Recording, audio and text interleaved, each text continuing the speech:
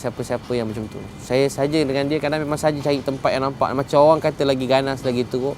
Tapi sama je. Bayangkan depan kelab pun orang boleh nangis. Yang jaga kelab tiba-tiba nangis. Sama je manusia ni. Yang ikut-ikut saya mana-mana berdakwah tu pun semua kerja jaga kelab semua sekali. Dah lama dulu kita ketul, sekarang tak berketul dah semua sekali. Ramai semua sekali kerja kelab. Sekarang jaga semayang.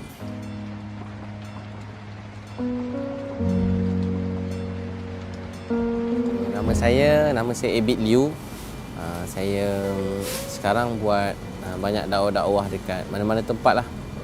Jalanan semua sekali dan sekarang beginilah ceramah-ceramah bagi nasihat. So saya betul-betul belajar kenal Allah, belajar sembahyang masa saya umur 12 tahun.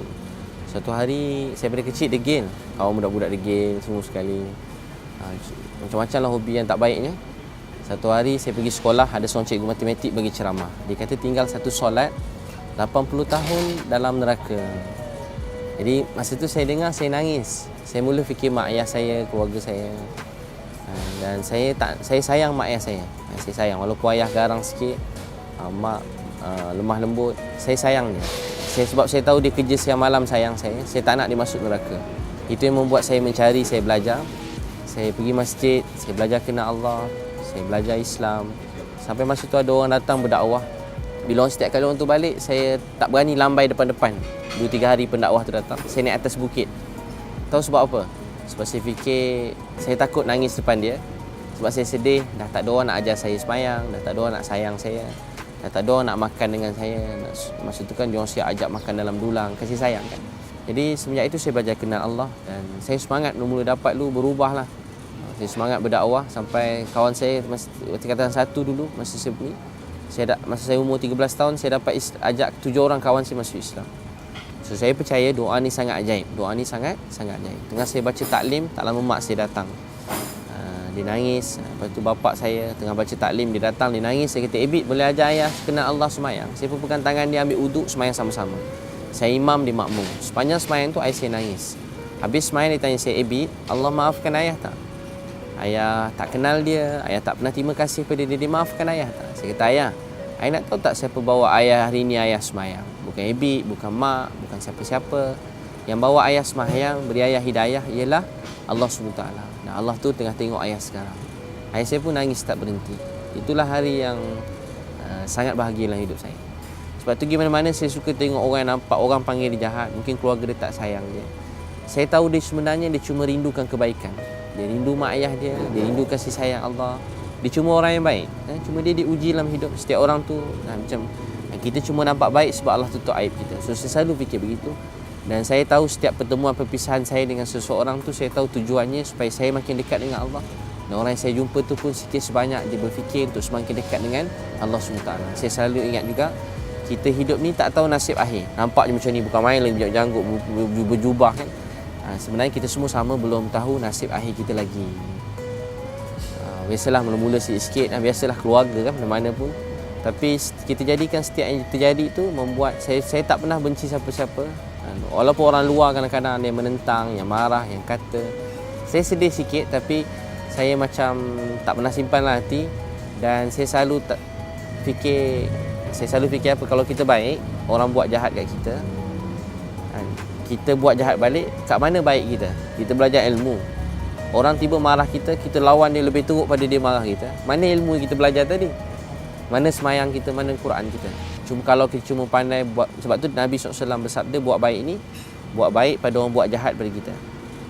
Kedua, hubungkan silaturahim dengan orang yang memutuskannya. Ketiga, doakan orang-orang yang menzalimi kita. Itu akhlak. Dan tu tujuan Islam dihantar. Begitu. Mengenal Allah ni bahagia, menyebut nama dia bahagia. Dan hidup ni memang kita jadi Islam ke tak Islam, ujian saya datang kan. Betul ke? Kita baik ke jahat, mesti ada hari kita gembira sangat sampai ke telinga senyum. Ada hari menangis. Dan orang selalu kaitkan menangis susah tu dengan tak bahagia. Salah. Menangis tu bahagia. Menangis tu bahagia. Hari kita sedih, orang kata kita nangis, bahagia. Saya pada kecil pernah saya lapar, keluarga saya pernah diuji lapar. Saya doa, ya Allah saya nak makan, ya Allah saya nak makan. Makanan tak sampai-sampai. Saya nangis, ya Allah saya nak makan, ya Allah saya nak makan, tak ada makanan. Saya tak dapat makanan sampai sudah. Lambatlah maksudnya. Tapi doa saya macam tak kabul, tapi saya bahagia. Sebab saya berdoa pada Tuhan yang betul. Dan saya tahu dia dengar saya Dan sebab tu saya tahu susah tu ada erti dia. Dulu saya tak faham. Sekarang saya baru tahu kenapa semua doa saya daripada dulu banyak yang belum dikabulkan masa tu. Rupanya Allah nak beri sesuatu yang lebih baik. So hari ni saya boleh ceramah pada anak muda. Supaya bila saya kalau tengok budak tidur tepi jalan, saya nangis. Saya kalau tengok budak tidur bawah jambatan, saya nangis. Tiba-tiba nangis. Apa kita nak buat? Sebab tahun lepas saya gembira jumpa 4 orang budak perempuan, dia pegang baby, tidur bawah jambatan. Bila hari saya dapat bantu dia, saya rasa sangat bahagia. Sebab dia macam anak saya. Dia kata saya kotor ustaz, ni anak haram, saya buat kerja haram. Tak adik. Tak ada apa yang haram. Yang haram masa awak berzina tu je. Awak mengandung dia awak tak haram, anak ni tak haram, awak tak haram. Semuanya Allah yang jadikan. Allah sayang kat awak dia, Allah Maha Pengampun, Maha Penyayang. Budak-budak ni bila ajak semayang nangis. Ustaz, esok boleh datang lagi ajak kita orang semayang. Budak kecil-kecil, dia rindu sebenarnya, rindu kasih sayang. Dia rindu. Jadi saya nampak orang yang lagi jauh, sebenarnya dia lagi rindu kepada kebaikan. Saya masa remaja dulu mungkin semangat terlebih, mungkin saya pun tak pandai sangat nak bercakap. Saya pernah dulu berdakwah, pernah ada salah faham lah sikit. Orang ambil saya, satu pedalaman, ambil campak kat kubur, kampung asli, salah faham dulu-dulu. Saya pernah buat dakwah lu orang pukul saya, jari kelingking saya patah. Kelingking saya patah. Saya pernah buat dakwah lu orang balut saya dengan kain, lepas tu kat industri lu ambil baldi, dalam tu satu baldi tu kencing, dalam tu baldi tu kencing. Saya tak tahu kencing, saya tahu busuk je. Hari tu saya pergi dakwah satu tempat, dia orang jumpa saya ramai-ramai. Dia orang dah kerja dah, elok dah. Dia orang minta maaf kat saya, dia peluk saya, ustaz minta maaf dulu, kami yang pukul ustaz. Tapi yang paling berat dalam hidup saya dah lupa dah semua tu. Yang paling berat sekali bagi saya, hari mak saya meninggal. So, itu yang paling berat sebab dia bagi saya, mak saya semangat saya. Sampai sekarang kalau saya penat, saya letih, saya rasa lesu, saya pejam mata, saya ingat mak saya senyum. Saya kata, ya Allah, kalau ada pahala untuk ini, saya hadiahkan untuk mak saya. Semua letih saya hilang. Sebab saya tak sempat belanja dia makan, saya tak sempat bawa dia pergi Langkawi, tak dapat pergi haji, spek mata dia pecah, tak sempat ganti masa tak ada duit.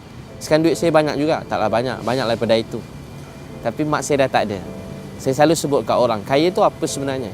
Dulu kita makan sepinggan, makan berdua dengan mak. Ramai-ramai makan, makanan tak sedap, tapi berdua dengan mak. Suatu hari orang hidang kita makanan daripada hujung sampai hujung. Kambing atas meja lagi. Tapi mak kita dah tak ada. Mana kaya sebenarnya? Mana bahagia? Tahu sebab apa? Sebab kaya tu apa? Kaya ni mensyukuri dan menghargai apa yang kita ada dalam hidup. Tu sebenarnya kaya. Tak salah jadi kaya nak apa, nak kereta mewah, nak kapal terbang pun tak salah. Tapi salah kalau kita tak mensyukuri apa yang kita ada. Yang buat saya rasa bahagia sebab dia orang ni semua macam, saya suka jumpa orang yang kata orang panggil dia jahat. Saya tak panggil dia jahat, orang yang panggil dia jahat. Saya nampak mereka macam kita, sama ada mak, ada ayah. Dia orang pun sayang agama. Cuma kadang-kadang mungkin fahamnya begini, faham kita begini. Sebab saya macam sedih. Saya pagi tu bawa pergi, ada 50 orang, saya buat kursus kan. Maknya-maknya begitu kan. Jadi bila pergi kursus, baru sampai Zuhur pertama, sembahyang Zuhur. Saya rakam tapi saya tak masuk lah. Nanti orang tengok lain macam sembahyang tu kan. Laki perempuan sebelah-sebelah sembahyang. Baru sembahyang Zuhur, semua orang nangis. Sepanjang saya hidup, saya tak pernah jadi imam, makmum menangis sembahyang Zuhur. Qiyamul selalu. Ustaz ajar kami sembahyang, bila Qiyamul sudah datang pukul 5, pukul 3 dia orang dah datang. Dia orang semua nangis-nangis. Dalam 50 orang tu ada 3 orang balik rumah. Sebab tu saya tak pernah sentuh apa yang mereka buat. Saya tak cakap awak salah, awak berdosa, awak masuk neraka. Dia orang selalu cakap macam tu kat saya. Saya berdosa ustaz, saya jahat. Saya masuk neraka kan ustaz? Saya tak gunakan. Saya kata tak. Awak baik, Allah sayang awak. Saya betul-betul maksudkan Allah sayang ni. Kalau Allah tak sayang dia, kan Allah yang jadikan kita semua. Lepas tu tahu apa jadi kat dia? Ada 3 orang saya hantar balik rumah. Hari dia berlari, dia peluk mak dia peluk dia, dah lama tak balik. Saya rasa sangat bahagia, sangat bahagia. Tu baik, satu hadis Nabi, Abu Bakar Siddiq tanya kat Nabi, ya Rasulullah, adakah betul kami kami tak boleh mengajak kepada kebaikan sehingga kami beramal kesemuanya, dan kami tak boleh mencegah kejahatan sehingga kami meninggalkan kesemuanya? Nabi SAW bersabda, Nabi sebut, tidak, kamu terus mengajak kepada kebaikan walaupun kamu belum beramal kesemuanya. Kamu terus tegah kejahatan walaupun kamu belum meninggalkan kesemuanya. Bercakap baik bukan sebab kita baik. Bercakap baik tu sebenarnya kita nak cakap kat hati kita sendiri. Macam saya cakap ni, nampak kat kamera kat abang, tapi sebenarnya apa yang saya cakap tu untuk hati saya sendiri. Saya pun belum tahu nasib saya lagi. Jadi itu pertama. Kedua, kata hadis yang lain, Aisyah radhiyallahu anha beritahu, kalau kita buat kebaikan, kita buat untuk orang benci kita, tapi Allah suka, satu hari orang yang benci kita tu akan sayang kita. Kalau kita tinggalkan kebaikan untuk sukakan orang dan buat Allah marah, nak suka ke hati semua orang, buat Allah marah, nanti Allah buat orang yang sayang kita pun benci kita. Termasuknya kita buat baik kat orang, orang buat baik, terus buat baik, kita tak hidup untuk penghormatan orang, pujian orang, kita hidup untuk Allah sayang. Kalau susah sangat fikir, dia orang pun tak bagi kita sesuap nasib pun. Kalau kita nak fikir sangat tentang semua orang, yang penting kita buat perkara yang betul, dan perkara betul tu betul, salah tu salah. Jangan tukar, tapi yang penting sekarang macam mana kita nak bantu, kita dapat bantu semua orang, dapat buat kebaikan dan tinggalkan kesalahan. Saya rasa sangat gembira, saya rasa sangat bahagia, tapi saya selalu sedih sebab orang bila jumpa mana orang tanya juga, "Ustaz, macam mana dia ni Ustaz dah jumpa tak berubah pun." Tamu yang terkenal lah, kalau saya jumpa yang terkenal yang tengah tengah viral sikit kan. "Ustaz tak berubah pun, sama je." Jadi orang akan tag saya semula, bila dia buat balik orang tag saya, orang suka begitu. Tapi saya tak rasa apa-apa, cuma saya rasa sedih. Tahu tak kenapa? Orang tanya saya, "Ustaz, dia tak boleh berubah ke?" Bukan dia tak boleh berubah, tu urusan dia kan. Sebenarnya saya tak sempat beri masa untuk dia. So, saya selalu rasa bersalah dalam hidup saya. Saya ke mana, saya selalu rasa macam masa saya tak cukup, dan saya selalu doa Allah berkatkan masa saya. Tak sempat nak jumpa, macam masa tak ada. Hari-hari orang mesej, "Ustaz, tolong saya, bantu saya nak berubah, saya nak jadi baik." Jadi siapa yang salah? Dia orang ke saya? Jadi sebenarnya salah saya. Jadi sebenarnya dia orang jahat tu tak dapat tu istiqamah sebab tak ada orang nak bantu dia, dan semua tu salah saya. Jadi saya selalu rasa salah saya. Satu, saya rasa kita doakan semua. Setiap kali nampak apa-apa yang kita tak berkenan ke, tak suka ke, benda yang kita nak ubah ke, untuk dalam keluarga kita, tanda ikhlas kita nak mengubah sesuatu, doa. Setiap kali nampak jangan kata, orang kita kan, mulut, teringat mulut kan. Ya, setiap kali nampak kejahatan, ya Allah, saya sayang dia. Dia baik, jauh lebih baik pada saya. Ada sikit dia salah, tolong ubah dia. Macam tu. Ustaz, saya selalu ajar, bila nampak orang buat jahat, ya Allah, tukar kejahatan dia kepada kebaikan dan beri kebaikan tu juga kepada saya. Setiap kali. Sebab tu saya suka kalau jumpa orang cakap, "Ustaz, saya jahat, saya tak guna, saya berdosa, saya ni ahli neraka." Saya dengar saya tak pandai sembahyang, dia tak tahu baca Fatihah. Saya gembira dengar. Saya rasa macam bahagia sangat. Saya tak benci, saya rasa bahagia. Sebab hari ini Allah beri peluang saya untuk bantu dia, dan saya tahu dia akan jadi orang baik. Jangan putus asa dengan anak-anak buat mak ayah. Suami jangan putus asa dengan isteri. Isteri jangan putus asa dengan suami. Jangan putus asa. Nabi tak pernah putus asa dengan kita semua. Kita paling kurang orang terdekat dengan kita. Jangan putus asa. Adik-beradik kita, mak ayah. Rapatkan hubungan.